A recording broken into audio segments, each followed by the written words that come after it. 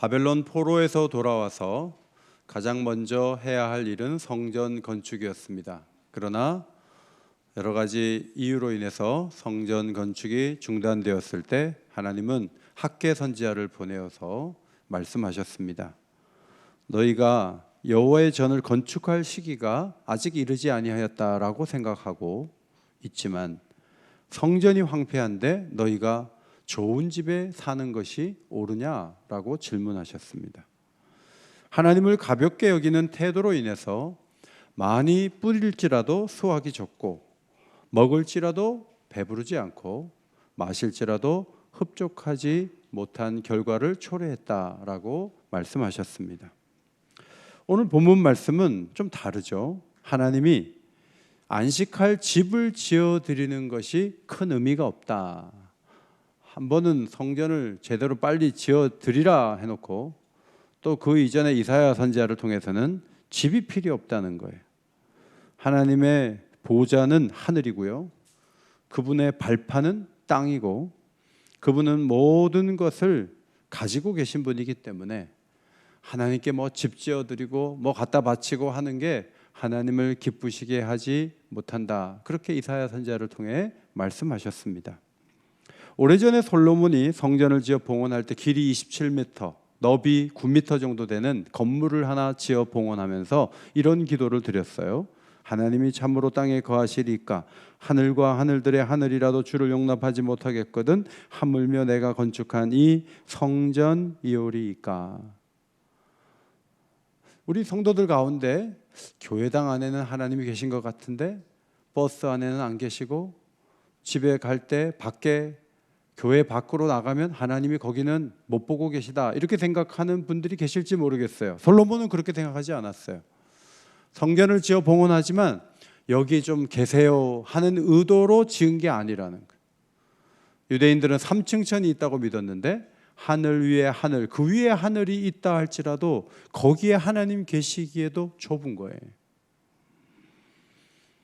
3절에 보니까 소를 잡아 드리는 것은 살인한 것과 다름이 없고 어린 양으로 드리는 것은 개의 목을 꺾은 것 다름이 없고 드리는 예물은 돼지의 피와 다름이 없이 하고 분향하는 것은 우상을 찬송함과 다름이 없다 그랬어요. 히브리어 원어 성경을 보면 소를 잡다 그리고 살인하다, 다름이 없다는 말은 그냥 이해하기 쉽게 하기 위해서 넣어놓은 말이에요. 어린 양 제사 드리다, 개의 목을 꺾다, 이렇게 돼 있어요. 하나님이 여기는 이상한 걸 드리는 게 아니에요. 정상적인 소를 드리고 양을 드리지만 그거 안 받는다는 거예요. 그럼 우리는 혼동이 일어나죠. 저는 것, 병든 것, 흠 있는 것 드리지 말라 그랬는데 여기서는 저는 소가 아니에요. 저는 양도 아니에요. 병든 양이 아니에요. 그러면 도대체 뭘 어떻게 하라는 겁니까? 이것도 싫다 저것도 싫다 그런 겁니까? 라고 오해할 수 있어요. 말라기 2장 8절에 너희는 옳은 길에서 떠나 많은 사람을 율법에 거스리게 하는도다. 너희가 이런 일도 행하나니 곧 눈물과 울음과 탄식으로 여호와의 제단을 가리게 하는도다. 여러분, 저는 걸 드리든 온전한 걸 드리든 거기서 판정이 나는 게 아니라는 거예요. 너희가 한편으로 남의 눈에 눈물 내면서 하나님의 교회에 와가지고 뭔가를 한다고 해도 그것이 드려지는 것이 많다 할지라도 나는 너희 예배를 받지 않는다, 그런 말씀을 하신 거죠. 3절 하반절을 보세요. 그들은 자기의 길을 택하며 그들의 마음은 가증한 것을 기뻐한다는 거죠. 자기 마음대로 하는 거예요. 자기가 좋아하는 것만 하는 거예요. 뭐라고 해도 나는 내 의지를 안 꺾어, 나는 그렇게 안 할 거야, 그런 식으로 해서 많은 재물을 갖다 바치고 집을 지어 드린다 할지라도 하나님이 받지 않으신다, 그런 말씀이에요. 하나님은 우리를 잘 몰라갖고 속는 분이 아니에요. 청소년들이 부모를 속이면서 뭔가를 하는데 하나님은 결코 속지 않으세요. 주일날만 보시지 않아요. 교회 안에만 보시지 않아요. 여러분의 삶을 다 보고 계세요. 우리의 삶을 다 보고 계세요. 예배와 함께 악행을 행한다 했을 때는 두 가지를 안겨주겠다고 4절에 말씀하고 있어요. 4절을 한번 성경 보시고 읽겠습니다. 4절 같이 읽겠습니다. 시작. 나 또한 유혹을 그들에게 택하여 주며 그들이 무서워하는 것을 그들에게 임하게 하리니 이는 내가 불러도 대답하는 자가 없으며 내가 말하여도 그들이 듣지 않고 오직 나의 목전에서 악을 행하며 내가 기뻐하지 아니하는 것을 택하였음이라 하시니라. 불러도 대답도 안 하고 자기가 원하는 것만 택하고 살아가는 삶을 살면서 악행하는 사람들에게 두 가지를 주겠다. 첫 번째, 유혹을 택하여 준다. 히브리어 성경을 보니까 테아룰이라는 단어예요. 어린아이라고 하는 번역이 맞죠. 아이라는 말도 되고 변덕스럽다, 변덕이 있다, 그런 말도 되는 거예요. 이게 무슨 말이냐 하면 아이같이 아침 다르고 저녁 다른 그런 지도자를 세워가지고 일관된 원칙에 의해서 한 사회가 움직이는 것이 아니라 이랬다 저랬다 하다 보니까 작년에는 선한 것이라고 보였는데 올해는 악으로 드러나고 백성들이 혼동을 겪는 그런 아픔을 안기겠다. 그것이 하나님의 첫 번째 벌이에요. 두 번째로는 겁나는 일이 자꾸 터지는 거예요. 우리는 아닐 거야 했는데 우리에게, 우리 사회에 원치 않는 일이 터지는 거죠. 산불을 원하는 사람은 누가 있어요? 전쟁 터지는 걸 누가 원해요? 그런데 하나님께서 겁나는 일이 터지게 하겠다. 그렇게 두 가지를 경고하셨어요. 그리고 나서 분위기를 바꿔서 말씀을 떨면서 받는 자들, 겸손한 자들이 받을 상급이 있다. 겸손한 이들이 받을 상급을 5절부터 설명하고 있어요. 첫 번째, 보응해 주신다라고 말씀하셨어요. 따라합시다. 보응해 주십니다. 네, 보응해 주십니다. 말씀대로 살잖아요. 그러면 미움을 받아요. 쫓겨나요. 때로는 조롱의 말도 들어요. 5절에 조롱의 말이 나오죠. 주가 영광을 드러내어 너희들이 기뻐하는 모습을 한번 볼 수 있게 해봐. 하나님이 도와주신다고 그래서 너희들이 형편 펴는 것 좀 내가 볼 수 있게 좀 해봐. 이렇게 조롱하는 말을 듣는 거예요. 여러분, 하나님은 그렇게 말하는 사람을 가만히 두지 않고 수치를 안겨주시겠다고 말씀하셨습니다. 예수님께서 산상수훈 가운데 이런 말씀하셨죠. 산상수훈의 8복 가운데 마지막 복, 의를 위하여 박해를 받은 자는 복이 있나니 천국이 그들의 것임이라. 나로 말미암아 너희를 욕하고 박해하고 거짓으로 너희를 거슬러 모든 악한 말을 할 때는 너희에게 복이 있나니 기뻐하고 즐거워하라. 이유는 하늘에서 너희의 상이 큼이라. 여러분, 누가 여러분 보고 신앙적인 이유 때문에 문제를 자꾸 삼고 미워하고, 여러분 그러면 여러분 좋아하라는 말이에요. 왜냐하면 그 일 때문에 받을 상이 더 많아진다는 거예요. 그래서 억울하다, 하나님도 무심하시지, 내가 왜 곤욕을 당하게 나를 둬, 이렇게 생각하지 마세요. 어렵고 힘든 시간들이 많고 클수록 하늘의 상이 큰 거예요. 그래서 핍박을 받는 것은 나쁜 게 아니에요. 핍박을 받을 수 있는 거예요. 그런데 이 본문, 오늘 이사야서 본문은 또 다른 측면에서 말하고 있어요. 백성들을 괴롭힌 사람들을 징계하는 것을 보게 되는 것이 겸손한 자가 얻게 될 상이라는 거예요. 성경을 잘 보세요. 성경을 잘 보시면 하나님의 역사를 막는 사람들은 끝이 안 좋아요.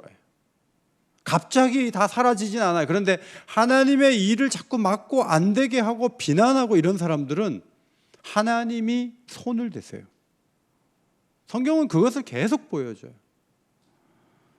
여러분, 모세를 무시하고 모세에게 말 바쁘고 모세가 하려고 하는 일 못하게 하고 계속했던 바로가 어떻게 됐죠? 애굽 온 땅이 황폐화됐어요. 바로의 장자가 죽었어요. 그리고 여러분, 바로가 군대를 보냈는데 그 군대가 전부 수장됐어요. 그 애굽에서 고통당하는 사람들에게는 수장되는 그 말과 병거 이런 것들을 보면서 위로를 받는 거죠. 야, 하나님이 보응하시는구나. 하나님이 살아계시구나. 다윗은 40여 년 동안 사울이 통치할 때 정말 핍박을 많이 받았어요. 다윗을 핍박했던 사울은 어떻게 됐어요? 집안이 망가졌어요. 요나단은 사람이 괜찮지만 아버지 죄로 인해서 요나단까지도 어려움을 당했어요. 사울의 집안은 완전히 가루가 됐어요. 그것이 성경이 우리에게 보여주는 교훈이에요. 다윗 진영에 리더들이 있었는데 이 사람들이 아버지를 공격하는 압살롬 편에 서가지고 그 중에 책사 아히도벨과 군장 아마사 같은 인물이 있어요. 이 사람들 어떻게 됐어요? 아히도벨은 나중에 자살해요. 군장 아마사는 요압 손에 죽어요. 끝이 다 안 좋아요. 나봇의 포도원을 빼앗았던 이세벨과 아합도 비참하게 죽어서 그 피를 개가 와서 핥는다 그랬는데 예언대로 되는 거예요. 모르드게를 달려고 나무를 자기 집에 세웠는데 하만이 거기에 달리죠. 빌라도도 여러분 나중에 유배를 갔대요. 비참하게 그 인생이 끝나는 거예요. 헤롯과 대제사장들도 AD 70년에 로마가 무너질 때 살아남았겠어요? 사도 요한이 저 천국을 보는 거예요.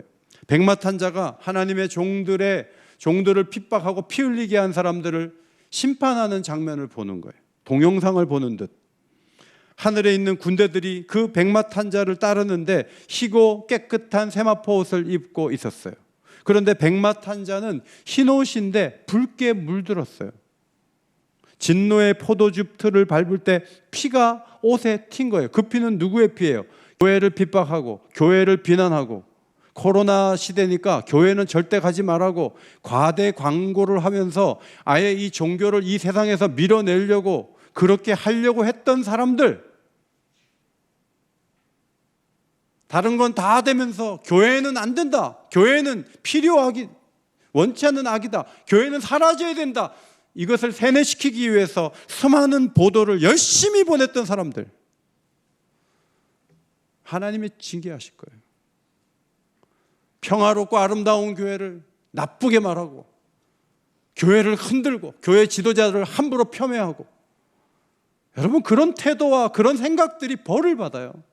하나님께서 그것을 가만히 두지 않아요. 백마탄 자의 옷과 다리에 글씨가 쓰여 있어요. 뭐라고 쓰여 있었습니까? 만왕의 왕이요 만주의 주라는 글이 쓰여 있었어요. 하나님은 우리를 위로하실 때 두 가지로 위로해 주세요. 첫째로는 은혜의 해를 선포하시면서 위로해 주세요. 두 번째는 보복의 날을 선포하시는 거예요. 성경에 보면 신원하다, 리벤지라는 단어가 있죠. 이 단어는요, 진실 여부를 명확하게 가려서 억울함을 풀어준다는 뜻이에요. 누구의 아픈 마음을 신원해 주죠? 고아들. 아, 쟤는 부모가 없으니까 우리가 함부로 하자, 이렇게 하죠.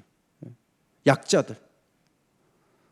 전 지금도 생각나는 게, 한번 경험해 보려고 고등학교 때인가 언젠가 신문을 돌리러 갔어요. 한 달 됐어요. 월급 주세요. 안 된다. 자꾸 그만두기 때문에 한 달은 깐다. 두 번째 달부터 준다. 그래가지고 두 번째 달 열심히 일하고 그만뒀어요. 한 달치밖에 못 받았어요. 지금도 억울해요. 하나님이 신원해 주신단 말이에요. 그 돈 제가 지금까지 못 받지만 하나님이 억울한 마음 가지고 사는 사람 신원해 주신다는 거예요.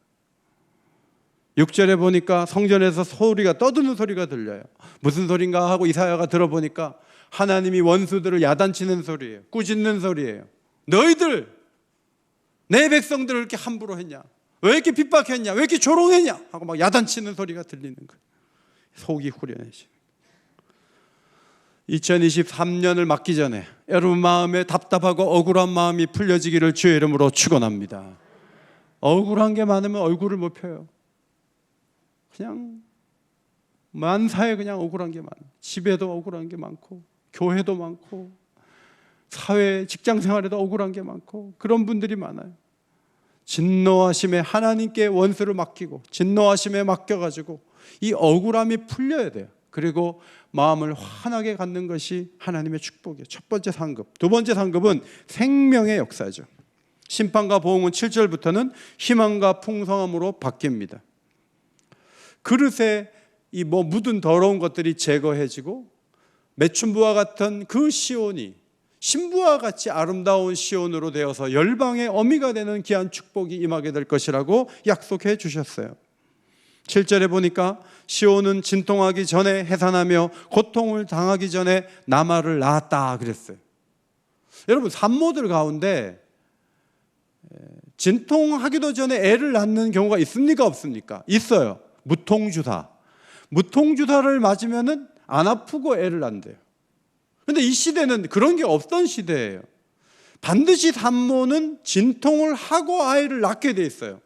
그 아이를 낳는 기쁨 때문에 진통을 어쩔 수 없이 받아들이고 그 진통마저도 소화하는 게 산모예요. 그런데 하나님 무슨 말씀하시냐면 반드시 있어야 될 고통이고 치러야 될 대가지만 면제해 주겠다는 거예요.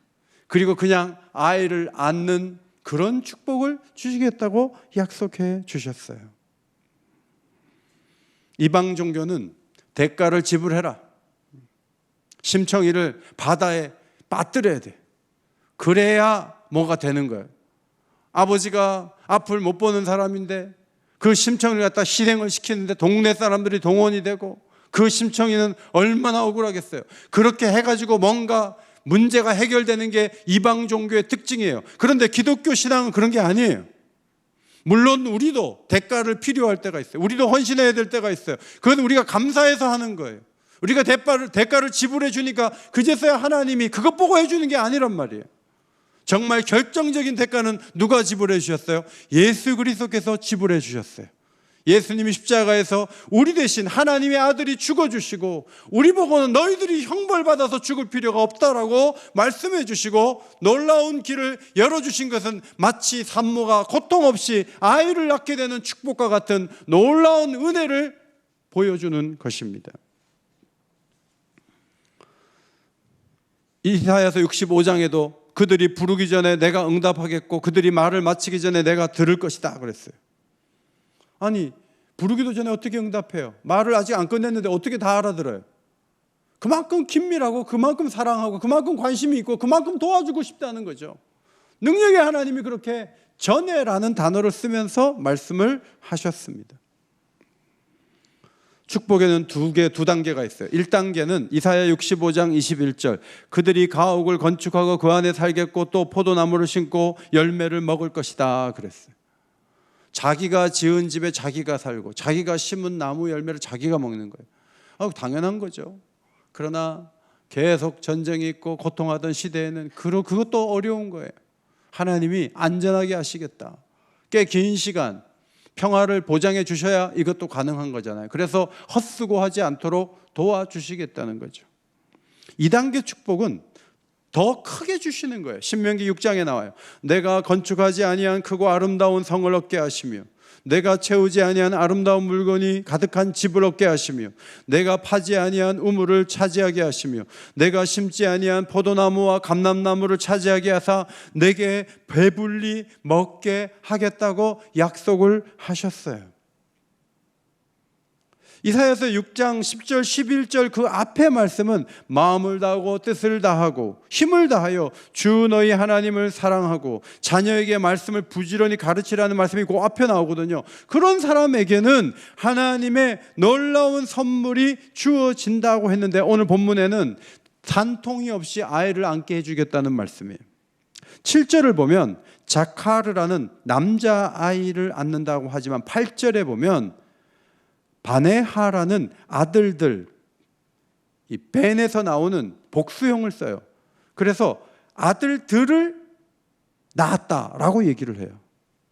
말씀하시기를 나라와 민족은 하루아침에 이루어지지 않는데 시온이 아들들을 갑자기 많이 낳는 거예요. 어느 날 보니까 아이가 많은 거예요. 그런 축복을 주시겠다는 거예요. 여러분 여기에 나타난 바네하 아들들은 뭐예요? 갑자기 준비도 없이 준비위원회도 없이 재정도 살피지 않고 뭔가 하나의 공동체 조직이 생기는 거죠. 그 조직이 뭐예요? 교회예요. 그 교회는 하나님의 생명이 넘치는 은혜가 흐르는 거죠. 요한복음 10장 10절에 내가 온 것은 양으로 생명을 얻게 하고 더 풍성히 얻게 하려는 것이라. 예수님이 이 세상에 오신 목적은 생명을 누리도록 하기 위해 오셨어요. 우리가 교회를 사랑하고 교회 생활을 기쁘게 할 수 있는 이유 중에 하나는 예수 생명이 교회, 몸된 교회에 공급되기 때문에 그래요. 여러분이 그냥 사는 육신의 힘만으로 사는 게 아니에요. 은혜로 살게 하시는 생명의 힘이 손 마디마디 발가락까지 피가 통하듯이 이 생명의 힘이 구석구석까지 미쳐서 그 생명의 힘을 누리고 그 생명이 있어서 기쁘고 그 생명이 있어서 찬양하고, 이 찬양대가 찬양할 때 왜 기쁘죠? 이 찬양을 막 들을 때 예수 생명을 느끼기 때문에 그래요. 예수 생명을 느끼고 주님을 높일 때 우리가 가장 정상적이고 가장 아름답고 가장 존귀한 자리에 함께 서는 거예요. 그래서 예배의 영광이 우리 모두에게 임하기 때문에 예배가 귀한 거예요. 이 예배를 소중히 여기시기를 바랍니다. 이 예배가 그래서 귀한 거예요. 예수님은 가나 혼인잔치에서 포도주가 떨어진 상황에서 물을 포도주로 만드셨어요. 그 물을 연회장이 먹어보더니, 아니 먼저 좋은 것 먼저 내놓고 점점 안 좋은 술을 내놓는데 이 집은 이렇게 좋은 맛있는 포도주를 숨겨놨냐고 하면서 감동을 해요. 여러분, 이 기적의 의미가 뭐예요? 유대교는 결핍된 종교예요. 만족을 주지 못하고 긴장과 엄격함만 주는, 짐을 주는 종교예요. 그러나 예수님은 풍성한 은혜를 공급하시고 만족을 주는 그런 공동체를 만드시겠다는 의지를 이 첫 번째 기적에서 드러내신 거예요. 오실 그이가 당신입니까? 아니면 다른 이를 기다릴까요? 세례 요한이 시험이 들었어요. 사람을 보내 물었을 때 예수님 말씀하세요. 맹인이 보며 못 걷는 사람이 걷고, 나병 환자가 깨끗함을 받고, 못 듣는 자가 듣고, 죽은 자가 살아나고, 가난한 자에게 복음이 전파된다 하라. 장애인들이 막 장애가 사라지는 역사가 있고, 불치병자가 깨끗함을 받고, 심지어는 죽은 사람도 살아나는 역사가 일어나고 있다는 거예요. 예수님 구약이 말한 그 메시아가 나라는 거예요. 예수님이 그렇게 말씀하시면서 마지막에 한 말씀이 뭐예요? 가난한 자에게 복음이 전파된다 하라. 돈이 없으면 기운이 없잖아요. 여기서 가난한 자는 돈이 없는 게 아니에요. 자기의 힘으로는 한 가지라도 제대로 할 수 있는 힘이 없는 거예요. 자기에게는 가능성이 없는 걸 발견한 사람이에요. 자기가 죄인인 것을 아는 사람이에요. 그들에게 복음이 전파됐을 때 그들은 하나님의 부요하심과 연결되어서 마치 가나의 혼인잔치처럼 포도주가 떨어진 상황을 풍성한 연회장으로 바뀌어지는 역사를 인생 가운데 경험하게 되는 그런 축복이 임한 것이 바로 메시아가 온 증거, 내가 그리스도라는 증거라고 예수님이 말씀하신 거죠. 베드로가 예수님을 만났어요. 그는 어부였어요. 그는 변덕쟁이에요. 그는 감정적인 사람이에요. 그는 신의도 없어요. 욕하고 도망쳤잖아요. 그런데 그런 베드로를 불러서 생명의 역사의 주역을 삼아 주셨어요. 천주교회가 베드로 성당을 그렇게 크게 짓는 것은 저는 동의하지 못해요. 그러나 그 촌사람 베드로의 이름으로 그렇게 아름다운 예배당을 짓는 것은 참으로 놀라운 일이다. 베드로뿐만 아니에요. 수많은 그 제자들의 이름으로 세계 곳곳에 수많은 예배당을 지어놨어요. 그들은 촌사람들이에요. 그런데 생명의 역사, 생명을 일으키는 역사를, 그 주역을 만들어 놓으니까 온 세계 사람들이 귀하게 보는 자리에 서게 된 거죠. 하나님은 태의 문을 여시고 해산하게 하시는 생명의 주관자인데, 시온에서 교회를 시작하게 하시고 온누리의 복음이 전파되게 하셨어요. 긴 역사와 준비를 통해서 교회가 출발한 게 아니에요. 우리 정부가 새로 될 때도 여기 인수위원회가 있어가지고 뭘 계산하고 예산도 집행을 받아야 되고, 그렇게 해서 몇 달 동안 해갖고 정부가 나타나는, 갑자기 정부가 일을 할 수 있는 게 아니에요. 그런데 교회를 보세요. 교회에 조직위원회가 없었어요. 교회는 예산 편성도 없었어요. 교회는 어느 날 산모가 애를 낳아서 남아를 낳는 것처럼 교회는요, 성령이 오시면서 그냥 교회가 돼버렸어요. 그것이 하나님의 축복이에요. 많은 교회들이 그래요. 물론 교회를 계획하고 세우는 경우도 있지만요, 교회가 어느 날 세워지고 교회에 사람이 모이고 거기에 새 가족들이 오고 하는 것은 다 성령의 역사고 하나님의 생명의 역사가 나타나는 거예요. 그것을 하나님이 이루시는 거죠. 하박국 선지자는 여호와여, 주는 주의 일을 이 수년 내에 부응하게 하옵소서, 이 수년 내에 나타내시옵소서라고 기도했어요. 하박국 선지자는 수년 내에 해달라고 그랬어요. 어쩌면 수십 년이 돼도 안 될 상황이었던 것 같아요. 그 기간을 줄이고 잘라서 수년이라고 표현했어요.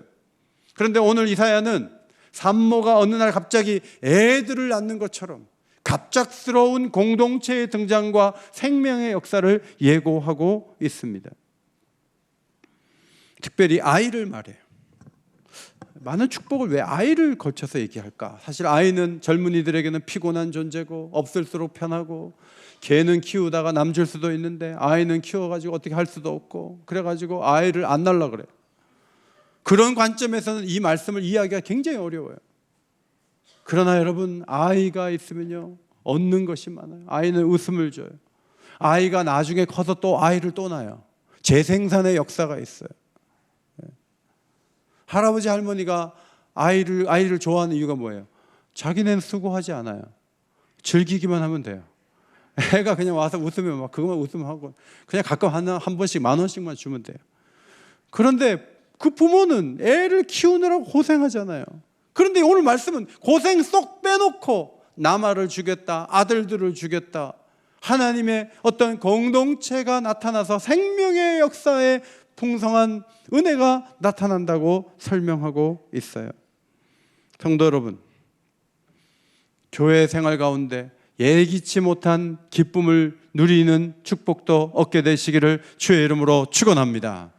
예기치 못한 은혜를 좀 누리세요. 그것이 하나님의 축복이에요.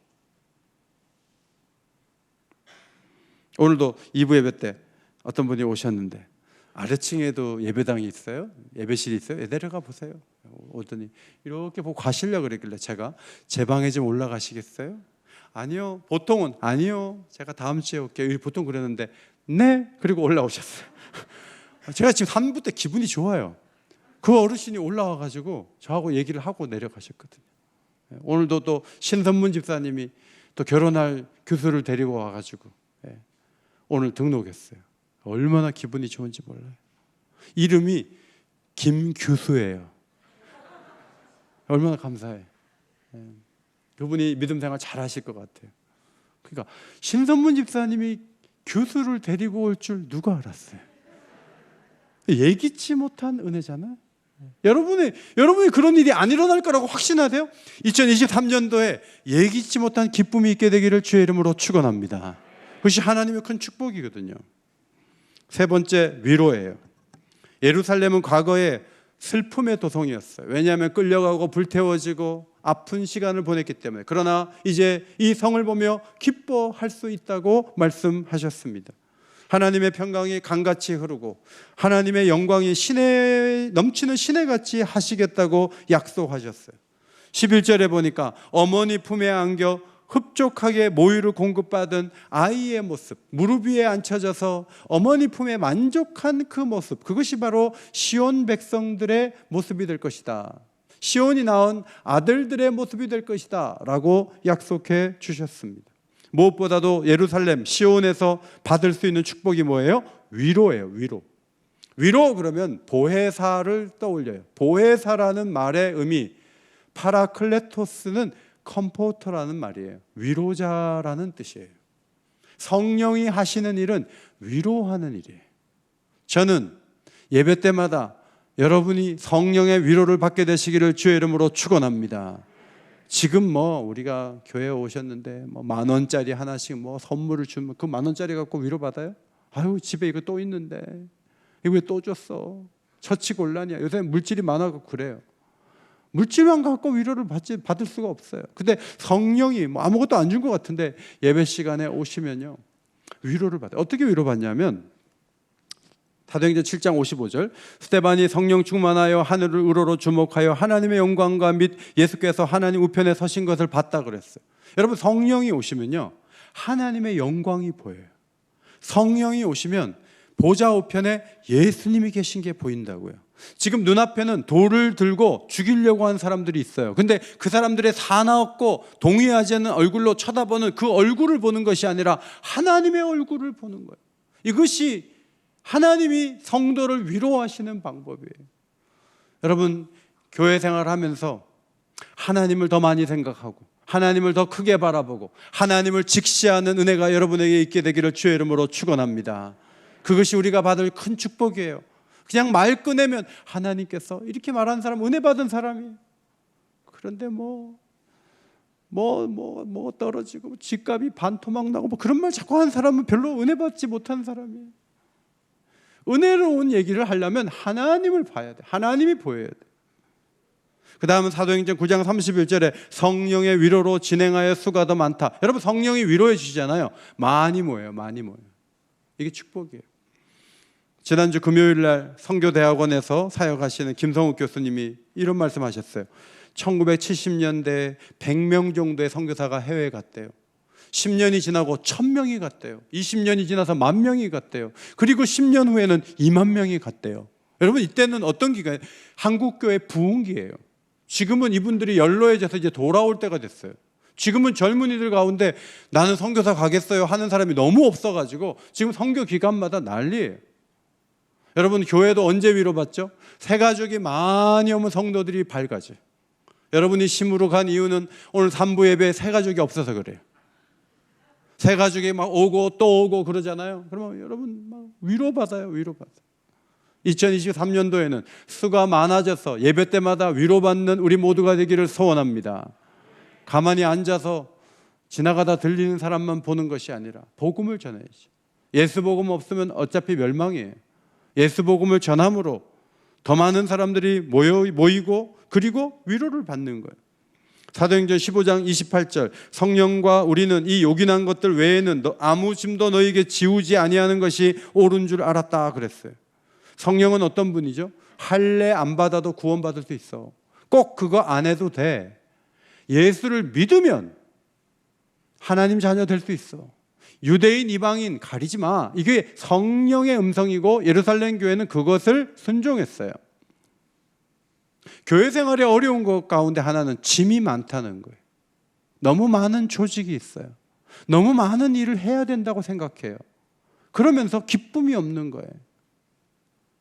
제가 가장 목회하면서 마음 아팠을 때가 언제냐 하면 교회 온 지 얼마 안 되시는 외부 권사님을 2, 3년 만에 회장으로 세워놓고 오래되신 분들이 그렇게 다 뒤에서 조정을 해놓고 그분에게 충격을 안겨서 그분이 교회를 그 다음 주에 떠났어요.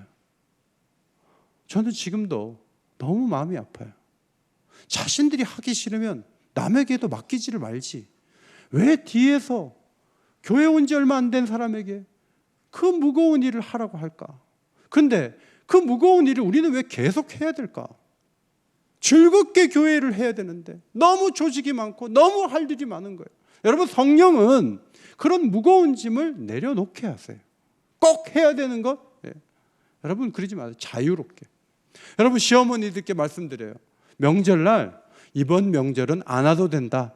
한마디만 해주면 며느리들이 막 너무너무 좋아해요. 그렇게 말할 수 있는 시어머니는 자유하신 분이에요. 한 번도 예외 없이 무조건 와야 돼. 음식 해갖고 와야 돼. 그러지 마시고 이번엔 안 해도 돼. 한번 해보세요. 그러면 정말 자유할 거예요. 그리고 며느리들은 절기 때만 가지 말고 매달 한 번씩 갔다 와요. 그래서 역으로 더 잘해드려요. 그러면 얼마나 집안이 좋겠어요. 여기 어머니의 위로를 말하잖아요. 저는 아이들이 왜 나한테 전화를 잘 안 하고 엄마한테 주로 할까? 남자아이들은 나한테 해야 되는데 애들이 나한테는 잘 안 하고 엄마한테 해요. 제가 이게 가만 보니까 저는 전화를 자꾸 놓쳐요. 잘 안 받아. 그리고 받고 나서 들어주다가 지금 예찬아 오빠가 지금 바쁘니까 다음에 통화하자. 저는 그럴 때가 많아요. 그리고 어떨 때는 야단도 막 쳐요. 그러니까 애들이 전화를 잘 안 하네. 엄마는 제가 전화한 걸 옆에서 보니까 다 받아줘요. 애가 뭐 살짝 흘려서 얘기만 해도 그냥 물건 사가지고 박스에 담아가지고 학교로 보내고 엄마는 그냥 최선을 다해. 여기 아버지의 위로라고 하지 않고 엄마의 위로, 어머니의 위로라고 한 이유를 아시겠어요? 엄마의 그 정성과 사랑으로, 그 수용성과 그 희생정신으로 교회를 위로해 주시겠다. 특별히 겸손하고 떠는 마음으로 말씀을 받는 자에게는, 하나님 기뻐하시는 길을 선택하는 자에게는 위로를 주시겠다고 약속하셨어요. 결과는 14절이에요. 너희가 이것을 보면 마음이 기쁠 것이다. 너희 뼈들이 무성한 풀처럼 튼튼할 것이다. 전 어릴 때 소를 키웠어요. 풀배로 중학교 때도 갔어요. 풀배로 가보면 풀이요 엄청나게 빨리 자라요. 그래서 여기 나무를 말하지 않고 풀을 말하는 것은 급속한 성장을 말하는 거예요. 어떤 풀은요 나무처럼 단단하고 큰 것도 있어요. 물이 지어가지고 얼마나 잘 자라는지 몰라요. 그 생명의 왕성함을 풀로 표현한 거예요. 우리 옥인교회가 무성한 풀과 같이 되는 역사가 있게 되기를 주의 이름으로 축원합니다. 말씀을 정리합니다. 마음이 가난하고 심령에 통회하며 말씀을 떨고 받습니까? 세 가지 복을 받을 수 있어요. 첫 번째, 보응하시는 손길을 보게 될 거예요. 여러분이 직접 뭐라고 한마디 해줘야지 그러지 마세요. 문자 한번 보내야지 그러지도 마세요. 하나님께 맡겨요. 하나님이 다 알아서 해주세요. 그걸 보면요 속이 후련하다고. 하나님이 그렇게 하실 거예요. 앞뒤가 바뀌었네. 이게 뭐지? 말 많이 할 필요 없어요. 그럼 싸움 나요. 하나님께 맡겨요. 두 번째, 자신의 노력 밖에서 생명의 역사가 일어나는 거죠. 이거는 은혜의 세계를 말하는 거예요. 내가 노력도 안 했는데 하나님이 주시는 게 있어요. 기도하는 사람들은 자기가 일한 만큼만 받게 해달라고 기도하지 않아요. 생각만 해도 주시는 하나님을 바라볼 때 정말 간절하게 기도할 수 있어요. 기도의 자리에 안 나오면서 이런 역사를 기대한다고요? 마음에만 원한다고요? 그것은 거짓말일 수 있어요. 그분들은 자기 노력으로 사는 사람들이에요. 우리 교회는 생명의 역사를 기대하면서 기도하면서 하나님을 기다리는 공동체예요. 이번 주간도 지난주도 많이 나오셨는데 이번 주간도 기도의 자리에 나와서 생명의 역사를 은혜로 경험할 수 있는 주의 백성들이 되시기를 주의 이름으로 축원합니다. 세 번째로 어린아이가 어머니로부터 받는 위로와 공급, 그것이 우리에게 있게 된다고 약속해 주셨습니다. 새해 이런 만족과 기쁨, 위로가 우리 공동체에 차고 넘치시기를 예수님의 이름으로 축원합니다. 하나님 고맙습니다. 말씀을 떨며 받게 하시고 겸손한 자 되어 보응하시는 현장을 보게 하시며 생명의 역사를 누리고 어머니의 위로와 같은 큰 위로를 받아 힘을 얻는 우리 모든 믿음의 가족들이 다 되게 하여 주옵소서. 예수님 이름으로 기도하옵나이다. 아멘.